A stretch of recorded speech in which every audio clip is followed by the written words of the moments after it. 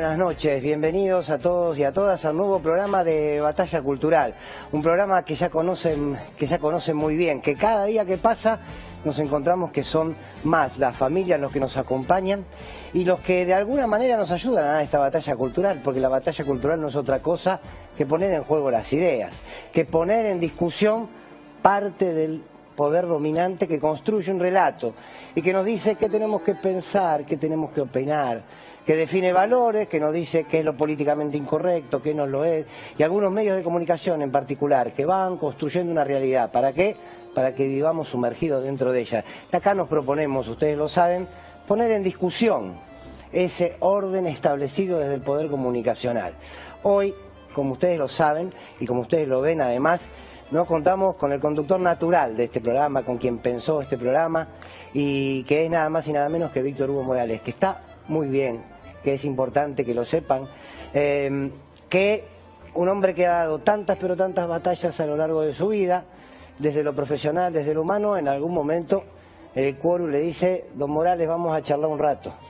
Y la charla viene muy bien, y el diálogo viene muy bien, y llegaron a grandes acuerdos, así que pronto vamos a estar con Víctor Hugo conduciendo este que es su programa. Por supuesto que aquí nuestro objetivo, mantener el barco en flote, y así lo haremos porque tenemos un equipo, formamos parte de un equipo maravilloso. Sofía Carán, buenas noches, ¿cómo va? Buenas noches, Fer, buenas noches, me encantó la metáfora. Beso para Víctor Hugo, que seguramente nos está mirando. Profe Romero, ¿cómo anda? Buenas noches. ¿Cómo le va? Me dejaste un poco preocupado. Porque ¿Por qué? porque yo la verdad que en general le creo. Yo veo la tapa de los diarios y le creo, escucho la radio y le creo. Vos me decís que tengo que dudar, me pones en un problema. Es un problema. El placer nuevamente de tener aquí en esta mesa a nuestra querida Julia Estrada. ¿Cómo va, Julia? ¿Cómo va, Fer? Bien, muy bien. Gracias por la invitación. Saludo a Víctor Hugo, que se siga cuidando. Le guardamos el lugar. Sí, como siempre, por supuesto.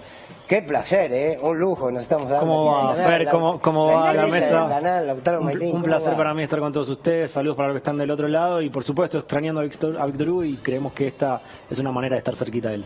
Muy bien, bueno, tenemos muchísimo material, así que arranquemos, si les parece, con el primero. El lawfare en la Argentina no se detiene. El lawfare atenta contra la democracia, no es contra una expresión política simplemente, es contra la democracia, de la cual todos y todas debemos defender. Vamos con el primer informe y abrimos la mesa para reflexionar entre todos.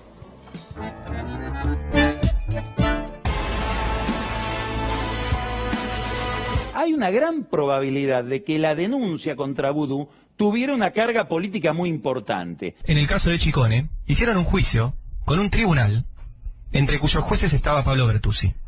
Y Macri le prometió a Pablo Bertuzzi que si lo condenaba a Vudú, lo iba a premiar con un cargo en la Cámara Federal. Y cumplió. Bertuzzi lo condenó a Vudú y Macri lo puso a dedo en la Cámara Federal, lugar en el que está hasta el día de hoy, gracias a un fallo de esta misma Corte que le filtró a los medios que hoy va a resolver sobre el caso de Vudú. Una Corte cuyo presidente ha sido empleado de las grandes corporaciones y bueno, y ha aceptado ser presidente de la Corte, habiendo aceptado entrar por decreto a la misma. Me imagino muchos clientes de Rosengras que perdieron mucha plata por tu culpa. Seguramente. Hay una dimensión de todo lo que le pasó a Vudú que tiene que ver con las humillaciones.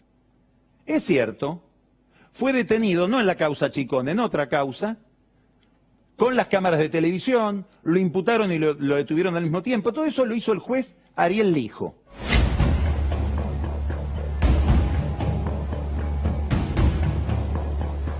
¿Debe suceder eso? Obviamente que no. Debería haber una sanción para el que dispone eso.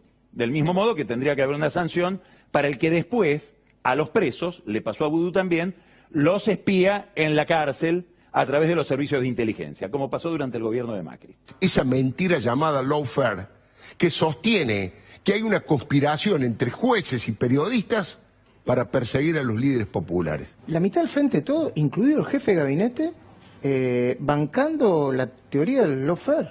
Ha vuelto la mentira como política de Estado en la Argentina. ¿Pero el jefe de gabinete, Goebbels? Little Goebbels. Little Goebbels. La estructura del lawfare no se puede conseguir sin los diarios.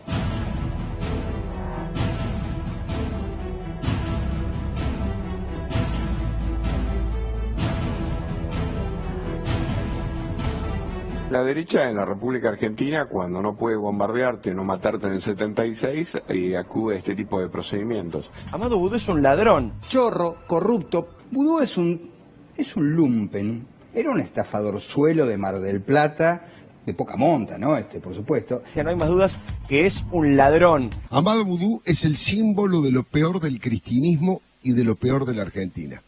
No hay ninguna duda de que se trata de un malandra, de un ladrón de Estado. Eso es Vudú, un atorrante vivillo del ladri progresismo. Y te repito, el tema del día, Vudú es un ladrón. Yo celebro lo de Vudú. A mí me parece perfecto que vayan en cana los famosos presos políticos, ¿no? Que no son los políticos presos. Lo de Lawfare también quedó, digamos, ¿no? Como que quedó claro que Lawfare no era para tanto. Un juicio que estuvo totalmente viciado de nulidad, porque el testigo clave, que es Alejandro Van der Broele, le pagaron con un hotel un testimonio para condenar a Vudú. Un hotel boutique en Mendoza, llamado Posada La Masía. Él va a contar todo, y esto significa meterlo a Vudú en la compra ilegal de Chicones. Vudú hasta las manos. Esto empezó, hubo en octubre una primera negociación cuando Van der Broele le dijo a Patricia Burri, que participaba de estas negociaciones informales, bueno, te damos protección porque tenía miedo de que lo maten. Te damos una casa segura. Y él pidió $1,5 millones. Meterlo a Vudú en la compra ilegal de Chicones, y él pidió $1,5 millones. Patricia Burri, que participaba de estas negociaciones informales. Patricia Burri participaba de este tipo de operaciones, está más que claro, pero vamos primero con Sofía Caram a la información que hay sobre la causa Chicone y Amado Vudú. Claro, ¿por qué volvimos a hablar del ex vicepresidente? Porque la semana pasada, Fer, la Corte Suprema de Justicia dejó firme la condena a Amado Vudú y al resto de los imputados en la denominada causa Chicone. Dejó firme las condenas, pero sin haberse metido en la cuestión de fondo, con el famoso artículo 280, algo que incluso después podemos discutir porque es algo que se va a poner en discusión con la reforma del Poder Judicial. La Corte Suprema que a través de a sola firma y en una resolución de tan solo 3 páginas puede rechazar un recurso de apelación, puede rechazar un recurso de una defensa y de esta manera deja firmes entonces las condenas que ya no se pueden apelar en ningún tribunal de la República Argentina. ¿Qué es lo que va a pasar ahora? Bueno, el juez, Daniel Obligado, que es el juez de ejecución penal, corrió vista a las partes, va a correr vista formalmente a las partes para consultarle si se debe o no revocar la prisión domiciliaria de Amado Vudú. Está Vudú en domiciliaria desde abril del año pasado por la pandemia y porque tiene 2 hijos pequeños que cuidar. Para esto hubo todo un análisis y un recorrido en el Poder Judicial que le otorgó este beneficio. Estos 2 fiscales que están viendo en pantalla son los fiscales que ya en tiempo récord, en menos de 24 horas, sin haber visto toda la causa, pidieron la revocatoria de la domiciliaria del ex vicepresidente. ¿Qué es lo que va a plantear la defensa de Amado Vudú? Que, por ejemplo, esta misma fiscal que estábamos viendo recién, que es la fiscal de ejecución penal, en casos similares se manifestó a favor de prisiones domiciliarias cuando se trataba de niños o niñas menores a cargo de la persona imputada, de la persona en cuestión, sobre todo teniendo en cuenta la pandemia y las medidas de aislamiento. Esto va a plantear la defensa de Vudú, la doble vara de la fiscal que, insisto, en menos de 24 horas, sin leer las fojas de la causa, porque claramente no te daba el tiempo, claro, pidió la revocatoria de la domiciliaria. Los imputados no son solo Amado Vudú, está también su socio José María Núñez Carmona, que está en domiciliaria en Mar del Plata, allí los tienen a todos. Está también Nicolás Chicone, Rafael Riesnik Brenner, está Forcieri y Alejandro Van der Broele, que esto también lo señalaba el informe. Fue el imputado colaborador estrella del juicio que después, según el propio colega Arili Jalad, cobró $1,5 millones de pesos y logró con ese dinero poner un hotel boutique en Mendoza. Después de que se manifestó en el juicio y que declaró para perjudicar al ex vicepresidente. Un buen negocio, ¿no, Lautaro? Digo, vas, declarás en contra, en este caso, Amado Vudú, y tenés un hotel boutique. Sobre todo si te dan un hotel boutique de $1,5 millones de pesos. Quería retomar el informe y hacer una marquita chiquita en lo que decía Carlos Pagni, que hablaba de una denuncia con una carga fuertemente política y pedía o dice que tendrían que haber sido sancionados quienes montaron el show en la hora al momento de ser detenido, claro, y también a quienes lo espiaron, porque recordemos que Vudú fue espiado cuando estuvo detenido, y quería hacer esta marquita de Pagni porque no lo podemos tildar de kirchnerista, ni mucho menos de vuduista.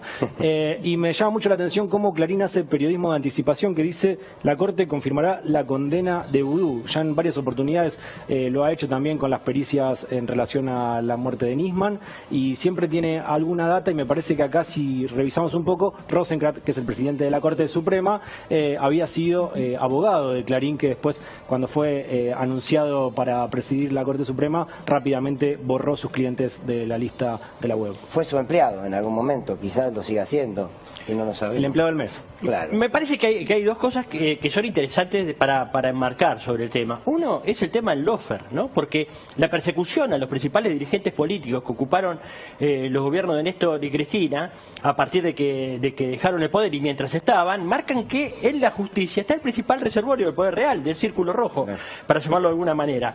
O sea, perder de vista que en realidad todos los gobiernos populares fueron perseguidos, sobre todo los que no estaban alineados con los Estados Unidos. Golpe en Honduras, 2009, inhabilitación de presidente Zelaya. Golpe en Paraguay, 2012, inhabilitación de Lugo. Toda la justicia interviniendo. Dilma y Lula en Brasil, Cristina, Amado, Zanini, Debido. Bueno, en Ecuador, prisión de Jorge Glass, pedido de prisión de Rafael Correa. En Uruguay, detención de Sendik. Bueno, el embajador Eduard Prado, el embajador de los Estados Unidos, llega a la Argentina y lo primero que dice es: vengo para ayudar a la justicia argentina. Lo que viene es para eso, es para completar ese lawfare. Y no olvidarme de un informe del Alto Comisionado de Naciones Unidas que en el año 2019 retó al gobierno de Macri y le pidió explicaciones porque había nombrado jueces de la Corte por decreto, por la designación ilegal de jueces, por la manipulación de fiscales, por ataques a fiscales, como por ejemplo a Ramos Padilla. Digamos, son algunos datos que pueden enmarcar lo que creo yo, una persecución política. Ahora, era una oportunidad para la Corte Suprema, en este caso, meterse en la cuestión de fondo, y sin embargo elige no hacerlo. La pregunta es: ¿por qué?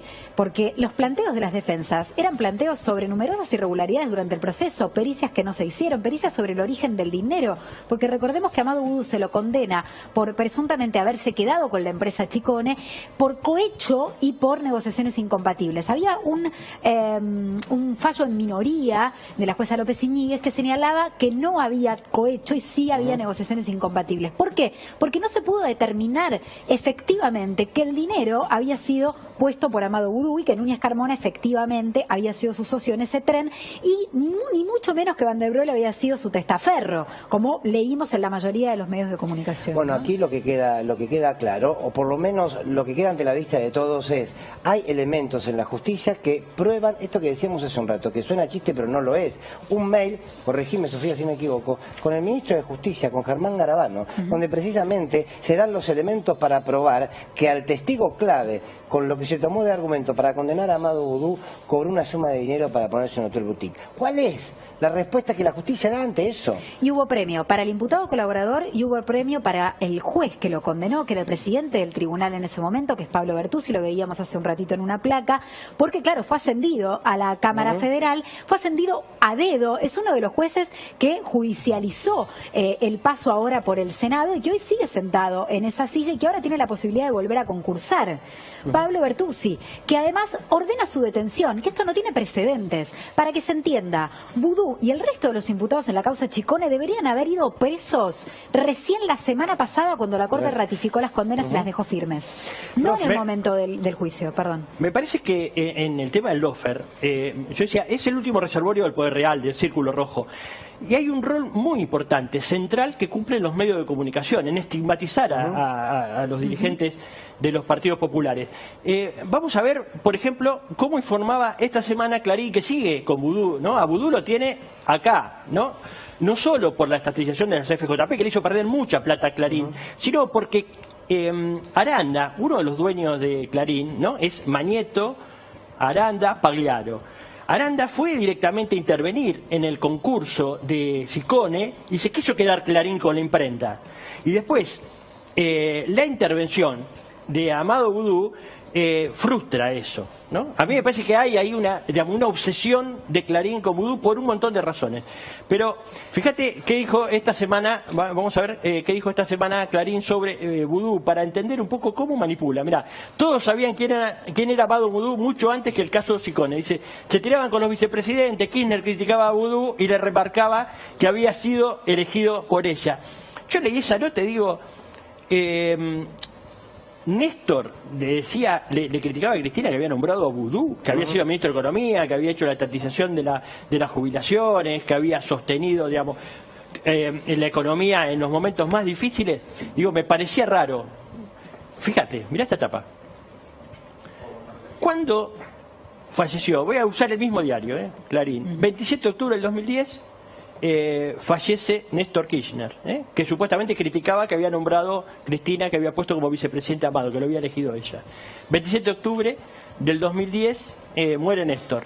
A ver, vamos a la siguiente etapa. ¿Cuándo eligió Cristina a Amado? Según el mismo Clarín, 25 de junio del 2011.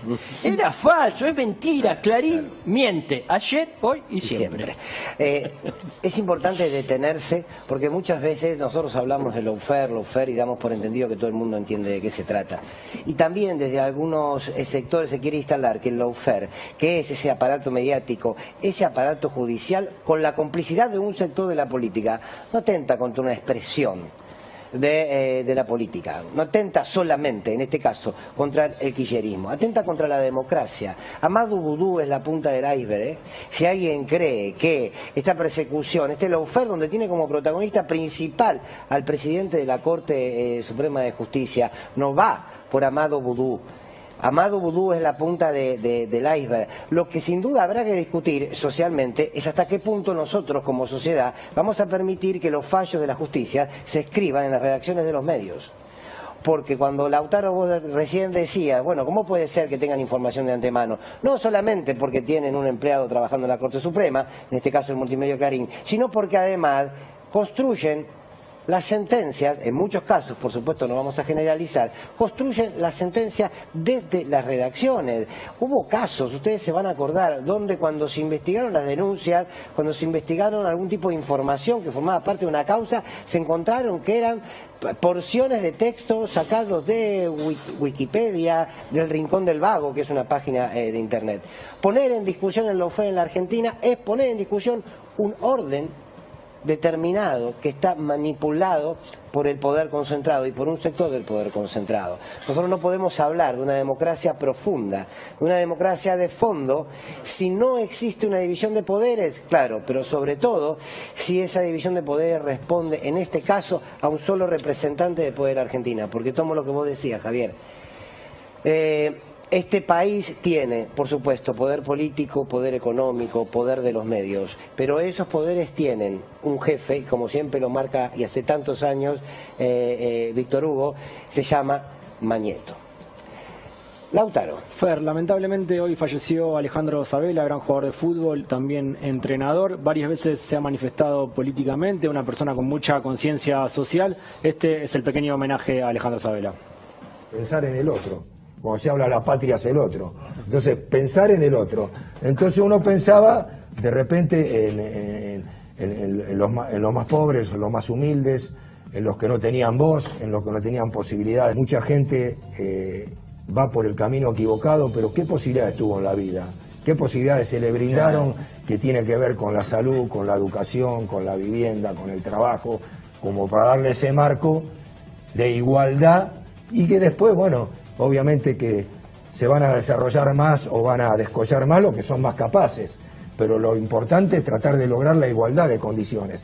Y en esa búsqueda y en ese pensamiento tiene que ver un poco mi pensamiento político. Este proyecto de hoy en día, ¿cómo ves que continúa esas líneas de pensamiento que vos tenías en tu adolescencia? Sí, bueno, construcción colectiva, pensar en el otro, poner el interés de la patria por encima de todo, pensar en las mayorías, y no solo en las mayorías, sino también en las minorías, porque han habido muchas leyes que están a favor de las minorías que no se las miraba, se las dejaba de lado, se miraba para otro lado. Sin embargo, en líneas generales ha habido mucha legislación que ha favorecido también a las minorías.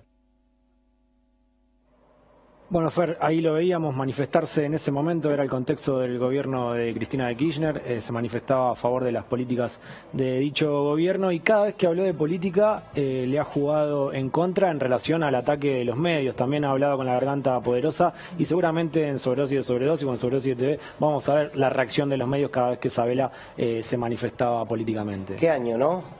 ¿Cuántos de los buenos, de los queridos como Sabela se están yendo? Y qué bueno que también en el deporte se ponga en discusión la política, porque el deporte también es política, ¿no? Lo podríamos discutir largo, pero profe, te pido por favor, sacarnos de esta situación, porque hoy viniste con ganas, ¿no? De demoler muchas cosas. Hoy seguimos con ganas. En este nuevo capítulo de Argentina es un país de mierda y hay que irse, estamos hundidos en una ciénaga, en una cloaca, vayámonos que el mundo nos espera, es una especie de periodismo cenicienta, después lo vamos a desarrollar. Pero fíjate lo que con qué me encontré esta semana en los principales diarios opositores de la República Argentina.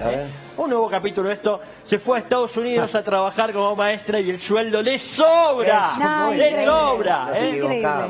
Docentes fracasados en Argentina, allá sobran, qué genial todo. En un año me compré 10 pares de zapatillas. ¿Qué quiere 10 pares de zapatillas? ¿Tantas zapatillas? Militando el éxodo. Claro, ¿no? Qué aspiracional. Una cosa rara. Bueno, vamos a ver otra de las notas. Pero bueno, un poco es eso, ¿no? Cualquier profesión vas a encontrar varias notas donde se van y es genial. Esta dijo Clarín, irse al país con empleo. Dice, crece la búsqueda de docentes argentinos para dar clases en Estados Unidos. Gano $3.800 al mes, vivo tranquila con mi hija. También, todos se van a Estados Unidos. Es muy interesante porque la docente anterior, la de La Nación, lee la nota y dice que no sabía inglés casi, que tenía un inglés. Igual la contrataron y pagaron fortuna para comprarse 10 zapatillas por año. Pero bueno. Elegir ser docente acá es ser fracasado. Ser docente afuera. Claro, afuera es genial. Ahora, ¿con cuánta plata vivís en Estados Unidos? Me parecía raro, pues yo la verdad es que no los veo también a los docentes. Recuerdo haber visto alguna que otra nota que decía que los docentes tan contentos no estaban. Vamos a ver algunos de los artículos. Voy a poner algunos, pero en cada estado se repetía esta nota. Este es el país de España. Sí. No, que aparte tuvieron que estudiar 3 carreras antes. Claro. Por ejemplo. Y fracasar. Fracasaron. El país dice educación en Estados Unidos, una huelga indefinida, maestro de Los Ángeles deja sin clase a más de medio millón de alumnos. Bueno, todo el tiempo, en todos los estados, huelga, porque no le alcanza a los docentes. Tanto que la revista Times, que por lo que pude averiguar hasta ahora, no la compró el grupo Indalo. O sea, le pregunté, yo llamé a Sousa, le dije, ¿ustedes compraron Times? Bueno, me dice, no, la verdad que no. Bueno, fíjate la tapa de Times. Digamos, es un informe especial de la revista diciendo ser docente en los Estados Unidos. Mirá, tengo 20 años de experiencia, pero no puedo permitirme ni siquiera arreglar mi auto, ni ver a un médico por dolor de cabeza, porque te rompe la cabeza, no hay salud pública, o ahorrar para el futuro de mi hijo. Ser docente en los Estados Unidos, revista Times. ¿Qué habla La Nación o Clarín? Por favor. A ver, otra de las tapas de este informe especial que hace la revista a propósito de cómo están los docentes de Estados Unidos. Fíjate. Mi hijo y yo compartimos una cama en un departamento pequeño. Gasto $1.000 en suministro y me han despedido 3 veces debido a recorte presupuestario. Soy docente en los Estados Unidos. Clarín miente. Bueno, a ver, otra tapa de Times. Pero a ver si se entiende, ¿no? Búsquenla después. Fíjense, I'm a teacher in America. Qué buena pronunciación tengo. Bueno, tengo una maestría, 16 años de experiencia, 2 trabajos extra y dona plasma sanguíneo para pagar las facturas. Ser docente en los Estados Unidos. Javier, esto es terrible, lo de donar plasma sanguíneo para pagar las facturas. Porque no es el único. Absolutamente. La señora entra a las 6 de la mañana, sale a las 4 de la tarde y en un estadio controla a la gente que entra con el tema magnético. Sí. La señora. Y después además tiene una compañía donde vende turismo con el esposo. Esta señora, ¿sí? Claro. Y además dona plasma para poder pagar la factura. Ser docente de los Estados Unidos. Así que no me queda otra. La verdad, te juro que hoy no quería explotar. Hoy no quería explotar fake news, porque digo, no creo que mientan, porque no está bien mentir, ¿no? No, claro. No está bien, pero bueno. Vamos a explotar estas dos notas del país, vamos, de una vez por todas. Que huele todo. 4, 3, Ahora, no. 2, ¿Que dos qué? 1, ya, 4 profe, notas, ya. 3 notas, va. Qué lindo. Bueno, muy bien. Uno de los temas más importantes de la discusión de esta semana, empezó días previos, tiene que ver con la coparticipación. La discusión de la coparticipación en todo el país, no, en la ciudad de Buenos Aires. Y parece que pasa en la ciudad de Buenos Aires, hay que preocuparse en todo el país. Vamos al informe.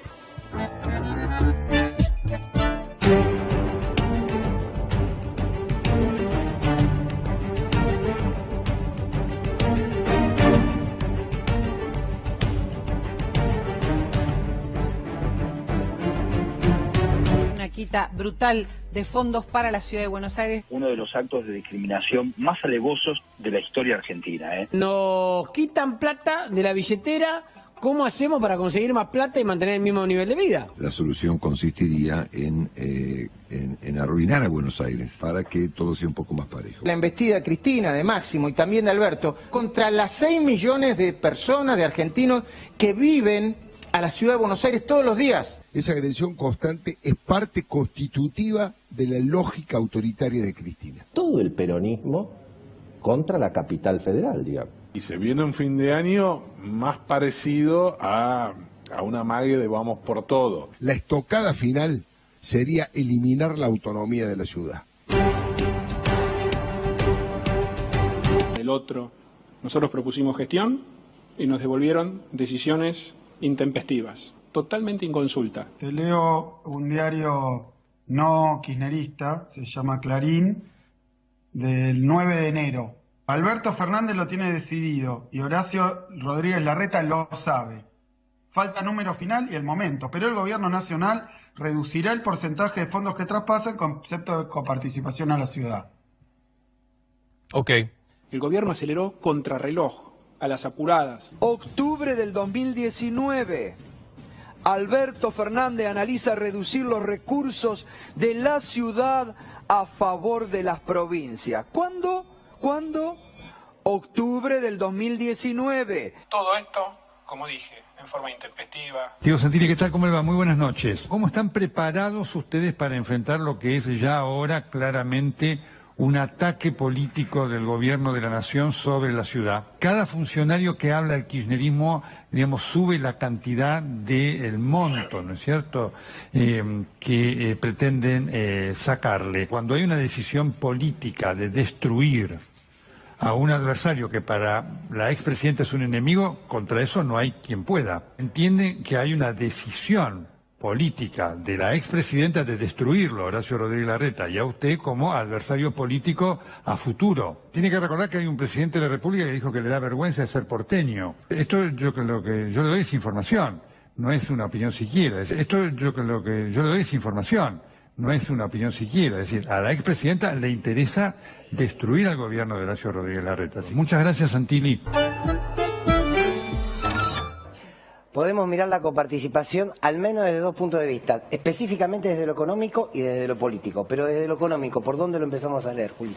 Bueno, vamos a las bases y fundamentos, podríamos decir, de la decisión del presidente Alberto Fernández, porque lo que estamos viendo, lo que muestra el informe es que hay claramente una decisión política de parte del Poder Económico y de parte de los grupos económicos más concentrados en la Argentina de aprovechar esta ventana de oportunidad para hacer crecer a Horacio Rodríguez Larreta. Eso está clarísimo. La manera como lo han apoyado en esta sucesión que han hecho en este informe muy interesante, muy impactante, yo no la había visto de esa manera. Es muy fuerte cómo salen a apoyar al distrito más rico del país y al jefe de gobierno del distrito más rico del país. Y eso es lo que me parece desde el punto de vista económico, datos, no opinión. Ahora sí, vamos a tratar de mirar.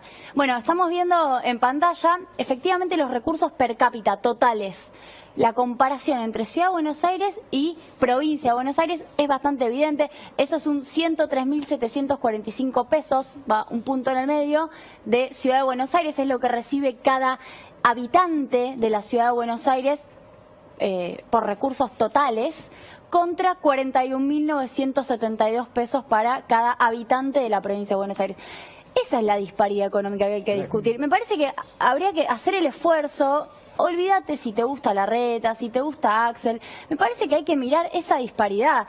Y Y eso es lo que quiso hacer la Ley de Coparticipación Federal de Impuestos en 1988, con muchísimas deficiencias, pero sobre todo hoy ya quedó vieja. Y lo que pasaba es que la provincia de Buenos Aires tenía el 22% de los habitantes del total nacional en el 88 y hoy tiene el 36% de los habitantes. Entonces no solo quedó vieja, sino que además, bueno, pasaron cosas en el medio como el techo al Fondo del Conurbano en 1996, la casi nula concesión de recursos que le dio Macri a Vidal, porque ese discurso que sostiene la exgobernadora, yo no sé si ella realmente lo cree cuando lo dice, pero no le dio más recursos que los que efectivamente sí le dio a Larreta, Mauricio Macri. Tenemos un par de placas más, cualquier cosa me decís, Lean, me avisás. Acá lo que tenemos es la comparación de los recursos de origen nacional, es decir, la coparticipación. La coparticipación es la plata que viene de nación a las provincias, lo demás es recursos de las provincias. Fíjense, en el primer caso tenemos solo Ciudad de Buenos Aires. Ciudad de Buenos Aires, del lado izquierdo en 2015, 9.423 pesos por persona. Y 27.000 pesos por persona también, pero en 2019. Es decir, aumentó 95%. Qué chicarata que soy. 195%. Ahí tenemos. Eso es lo que aumentó el macrismo, los recursos por cabeza en Ciudad de Buenos Aires. Vamos a las dos columnas de la derecha. Tenemos provincia de Buenos Aires, 16.000 pesos por cabeza en 2015 contra 21.000 pesos por cabeza en 2019. Aumentó solo 29%. Eso es el macrismo aumentando disparidades preexistente, porque ya teníamos una disparidad anterior. Claro.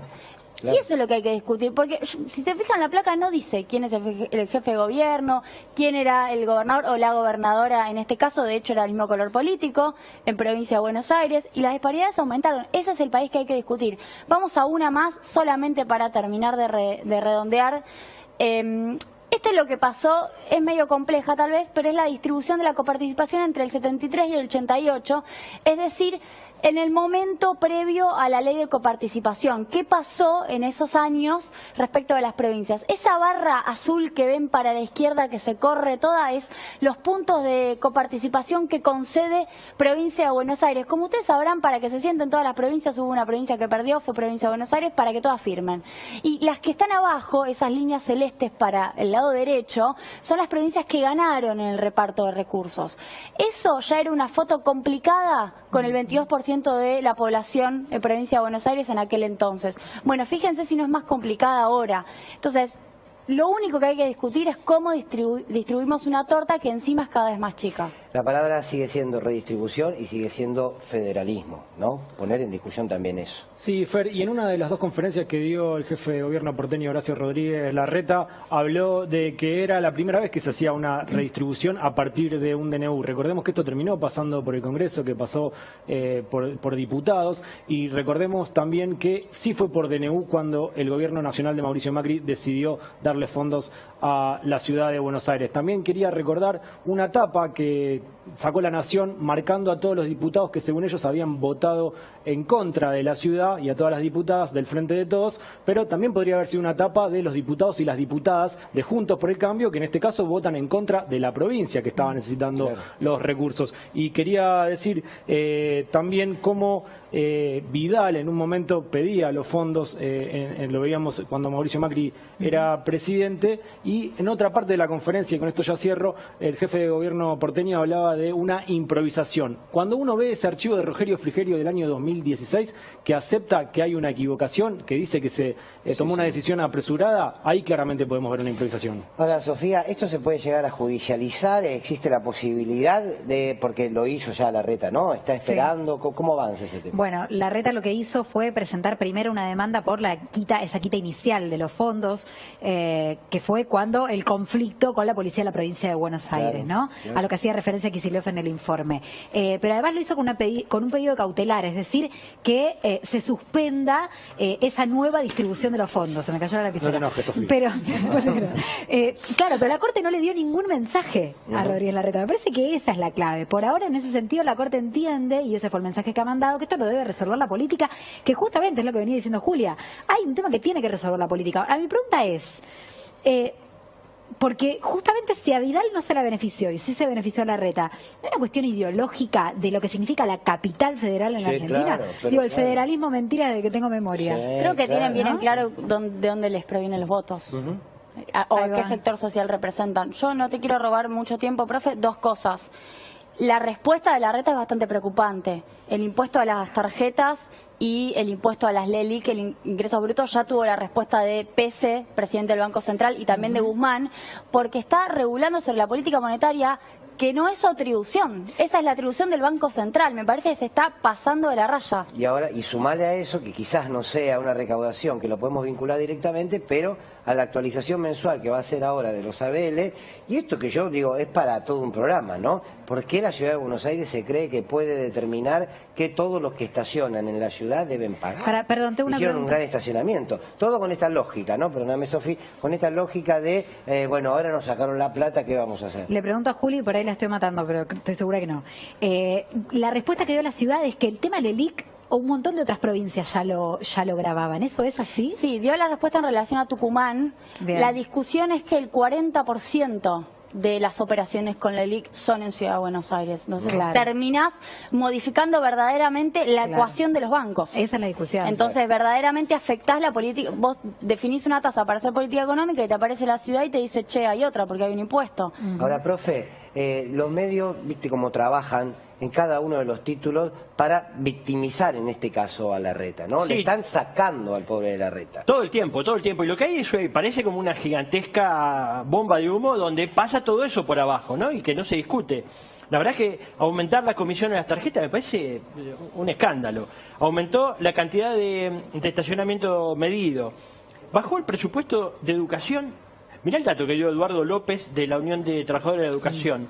El 1%, el macrismo bajó el 1% por año el presupuesto educativo, pasó del 30 al 17%. Este año volvió a bajarlo. Ahora con la excusa, bueno, nos atacan, nos sacan la plata, bueno, lo que hace es baja el presupuesto educativo. ¿Qué hace? Privatiza la costa, ¿no? También va a decir, bueno, ¿no? Y necesitamos plata ahora, entonces privatiza la costa. Después me parece que lo central en esto también es entender que Buenos Aires es una ciudad rica también, que ya tiene asfalto, tiene luz, tiene gas, tiene agua y tiene cloaca. Entonces, en esa diferencia que hay de recursos, que muy bien explicaba Julia, con números, con datos, no con opinión, hay que sumarle eso también. Hay más gente con más necesidades y necesita más recursos, una provincia que tiene deficiencias, sobre todo el conurbano, en ese sentido. ¿Saben con qué creo que podemos sintetizar todo lo que venimos reflexionando? Con la palabra desigualdad. Porque al fin y al cabo lo que estamos reflexionando, la coparticipación debiera atender a una redistribución justa que genere igualdad de oportunidades, que genere precisamente autonomía en las provincias. Hay provincias que con lo que recaudan de sus propios impuestos no pueden sostenerse, viven de la coparticipación casi de forma inmediata. Entonces, lo que tenemos que discutir en la Argentina, lo decías vos recién, Julia, tiene que ver con la redistribución, tiene que ver con un sistema federal, si lo vamos a hacer realidad o no, o va a quedar para instrucción cívica del secundario, pero por sobre todo, si vamos a construir un país que ponga en la discusión permanente y cotidiana la igualdad, porque la Argentina sigue siendo un país desigual. La última, sí, mira, cambiando de tema, viste que hacen así, hay que cambiar todo, dicen cambiando de tema. Estuviste recorriendo las Salimos calles, a la como calle siempre. porque el viernes se aprobó el aporte extraordinario a las grandes fortunas y algunos medios de comunicación hablan de impuesto polémico que atenta contra las inversiones, contra el trabajo, que es confiscatorio, que es una operación de Cristina y que mucha gente se va a ir a Uruguay. ¿Querés ver cómo... ¿Toda gente rica fue la que te respondió eso? ¿Querés ver cómo pega esto? Ah, a ver, vamos a ver, sí, claro.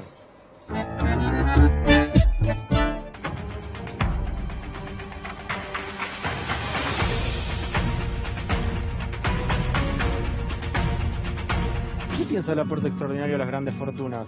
No me interesa. No le interesa. No me interesa la pregunta. ¿La pregunta Pero o el aporte? no estoy de acuerdo. No estoy de acuerdo. Para nada.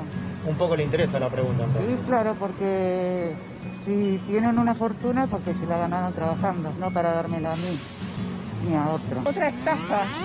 Eso es lo que pienso.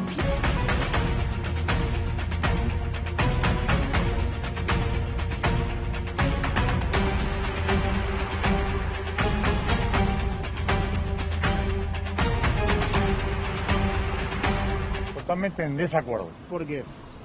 Porque no va a venir nadie de capitales de afuera para el país. Imagínate que si un tipo que tenga guita quiere invertir acá y le meten un impuesto, a la miércoles las ganas. Durante el gobierno de Juntos por el Cambio se han bajado muchos impuestos a los ricos y las inversiones no vinieron. No, no tiene nada que ver. No llegaron porque... No sé por qué no llegaron. En realidad estaban esperando que llegaran.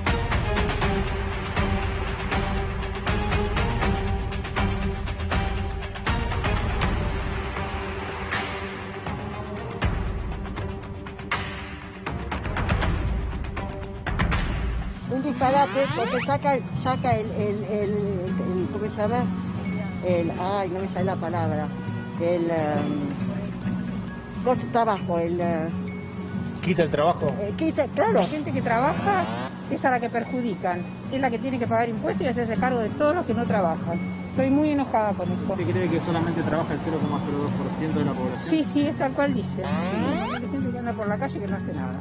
Hay mucho vago, dice usted. Sí, yo creo que sí, mucho. Y por eso se opone. Sí, por supuesto. A mí no me toca pagar, pero creo que si crearan las condiciones para que la gente pueda trabajar, no necesitas la teoría del derrame, cada uno tendría lo suyo. ¿Haría una reforma impositiva progresiva? Positiva, no sé si progresiva, pero impositiva sí. Lo de progresiva le hace ruido. Son como si tuviese 100 pizzas, se le sacan 2 pizzas nada más, como dijo Pratgay, o 2 taxis. No, es que no se compara, sí, no es así. No, nada que ver, no es así. Es como te lo contaba yo, no me lo hagas cambiar porque no. No, ¿cómo es? Cuéntamelo como usted. No, como te estoy contando yo.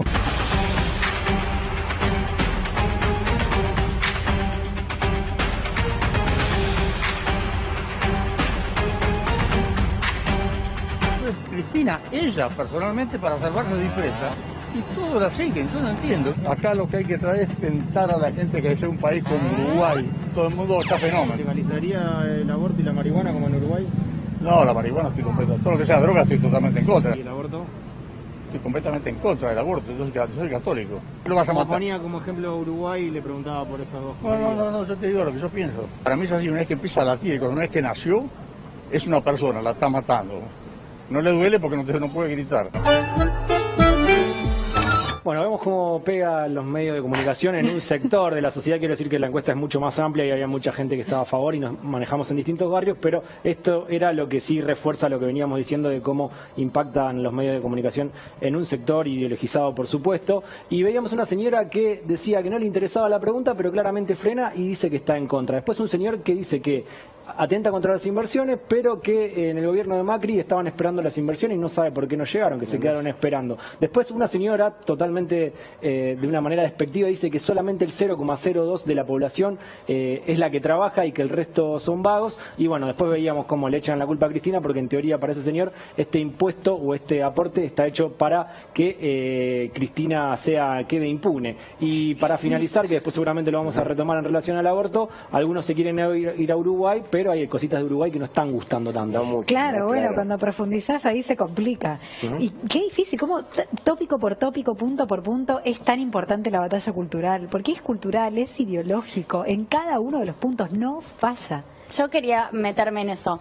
A ver, seguramente las personas que entrevistaste deben tener un buen pasar, supongo por el barrio, estoy prejuzgando Ninguna pagaba igual. el aporte igual, quiero decir. Bueno, Claro, a eso voy. Claro. Mira, si vos tenés un yate Sí. de unos 80 millones de pesos, un No helicóptero, tengo. otros 60 millones, No. 4 BMW, No es mi caso. Tengo 28 tres. millones. Yo solo tengo el helicóptero hasta ahora. Y una casa en Nordelta, ahí ya, lo siento, los he dejado afuera, no pagás el impuesto. No llegás a los 200 millones de pesos de valor fiscal, porque ahí está el chiste, el valor fiscal.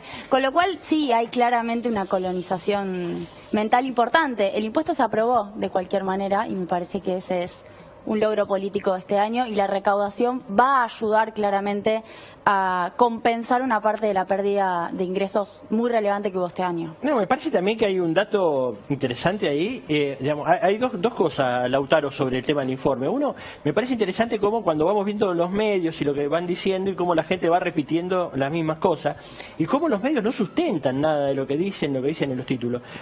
Y lo segundo es que este impuesto extraordinario es sobre bienes personales, no sobre las empresas. Con lo cual, eso podría ser bastante falso, sobre todo porque esas mismas personas, el 90% de los fondos los tiene afuera, no los trae acá, no los invierte. O sea, lo tienen porque son ultra ricos. Es eso. Ahora, yo abro una pregunta, que es lo que uno se pregunta sistemáticamente. fijémonos lo que es la colonización cultural, que el país se detuvo en discutir si el 0,02%, ¿no, Julia? 0,02. 0,02 tiene que pagar o no por única vez un aporte. Digo, 2%. De un 2%. De un 2%. Y que tenemos tenemos 6 todo. meses de negociación política. 6 meses Exacto. tardó este Ahora, proyecto en ser aprobado en el Congreso. hace 48 horas teníamos la información de que en la Argentina, según la UCA, el 44% son pobres, pero no se detiene nada. No. Pasa. Pero aparte, claro, en medio de una pandemia, de una epidemia mundial, veíamos la semana pasada la tapa de los diarios, por ejemplo, en Inglaterra, diciendo que era la peor crisis económica en 300 años. Acá debe pasar lo mismo.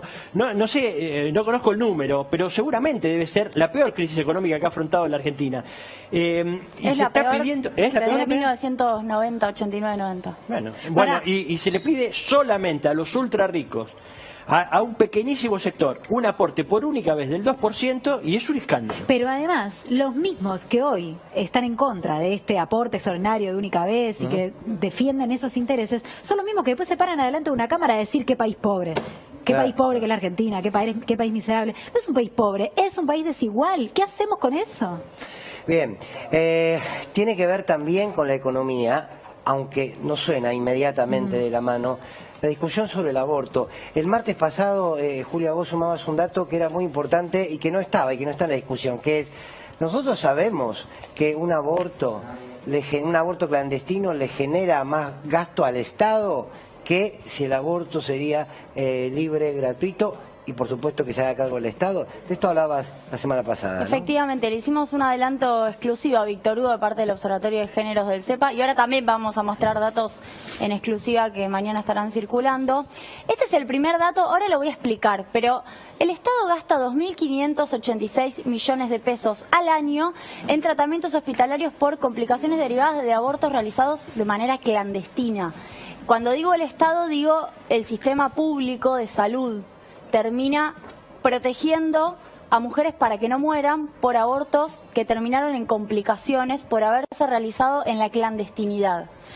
Este dato es importante porque hay una gran cantidad de voces que están diciendo que además, si es gratuito, si la legalización implica la gratuidad, el Estado va a tener que afrontar una gran cantidad de costos para garantizarlo. Bueno, decidimos hacer esta estimación, más allá de toda la discusión sobre el derecho a decidir y sobre el tema de la salud pública que significa la legalización del aborto. Entendemos que hay una instalación muy clara de esos temas, por eso no nos metemos ahí. Vamos a cuantificar lo que le sale al Estado sostener esto. Y fíjense esta segunda placa. Por ejemplo, el aborto inseguro con una posterior internación puede salir cerca de 81.788 pesos. Estamos hablando del costo para el sistema de salud, porque además estamos haciendo un cálculo en relación a unos 45.000 egresos hospitalarios al año, el cálculo anterior de los 2.500 millones de pesos. Este cálculo es individual.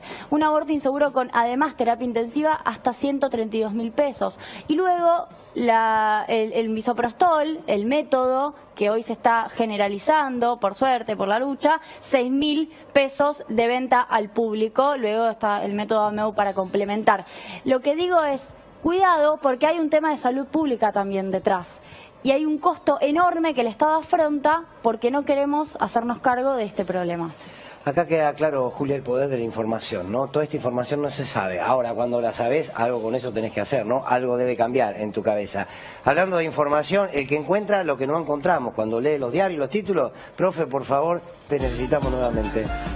Vamos a ver un poco la diferencia en el tratamiento cuando una vacuna viene de Rusia o de China y si viene de un país amigo de los grandes medios como Estados Unidos, Gran Bretaña, etcétera. Pedí que me lo musicalicen con música rusa, aprendí a bailar y todo, pero bueno, es así todo. Pero bueno, mirá qué pasa cuando es una vacuna que no es rusa o no es china. Sí. Fíjate, La Nación: crece la expectativa global por el avance reportado en una vacuna contra el COVID.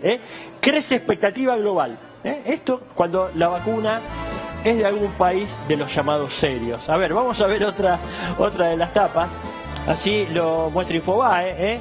El anuncio de Pfizer, una esperanza en América para salir de la crisis. Bien. Expectativa, esperanza, genial. Ahí está, mirá. Muy bien, muy bien. Dale, me falta el gorrito, dale, vamos a otra.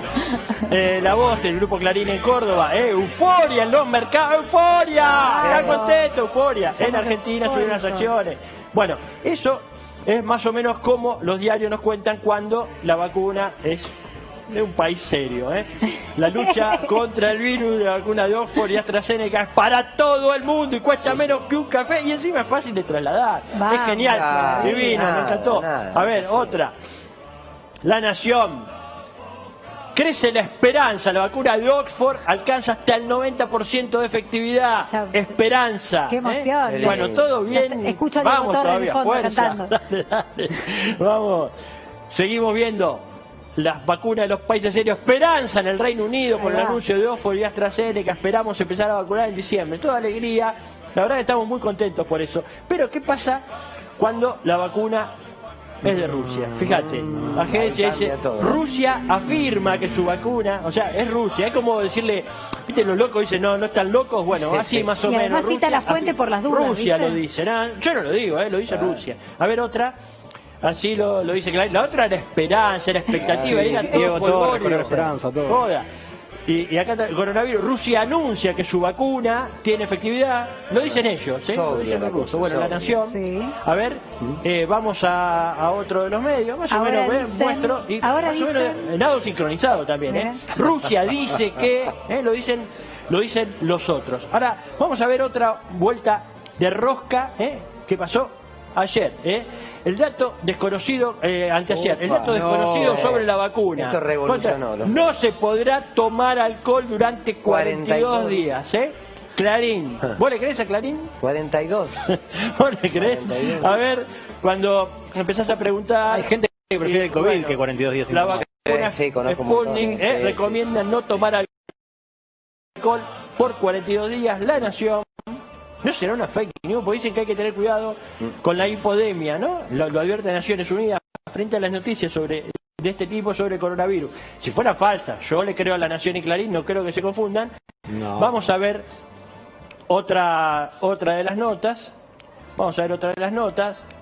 Desmienten que no se pueda ingerir alcohol luego aplicar. No es cierto que en caso de que vos te vacunes, esto es Clarín Nación también, ¿no? Cualquier otra comprometa la respuesta inmune. La agencia Telam de Noticias, que lo que hizo fue llamar a alguien y preguntarle, digamos, no sé, algo un poco más o menos elemental y no confiar en una declaración de alguien que no sabe quién es, en qué contexto lo dijo, etcétera, y a partir de eso hacer un título alarmista. La única manera que puede comprometer es cuando es un paciente alcohólico que evoluciona a una cirrosis, o sea, un caso muy determinado de una cirrosis hepática. Así que terminemos con esto. Todo mentira, vamos a tratar de explicarlo. Por favor. Porque si es mentira, ¿para qué? Ya está. Detone. 4, 3, 2. Dale. Pero dígame el número. Ya. Por favor. Dios mío. Menos mal igual que explotó, Sí, nos genera esperanza a los que nos gusta el vino también esta desmentida. Era muy importante. Bueno, nos estamos despidiendo, ya se nos pasó volando el programa. Gracias, muchísimas gracias a todos ustedes por acompañarlo. Leandro Gabriel y Anabela Sánchez, gracias por todo, al equipo. Mantuvimos el barco a flote, querido Víctor Hugo, te estamos esperando, no solo nosotros, son muchos y muchas. Fuerte abrazo y gracias por acompañarnos. Nos encontramos el martes que viene a las 11 aquí en C5N.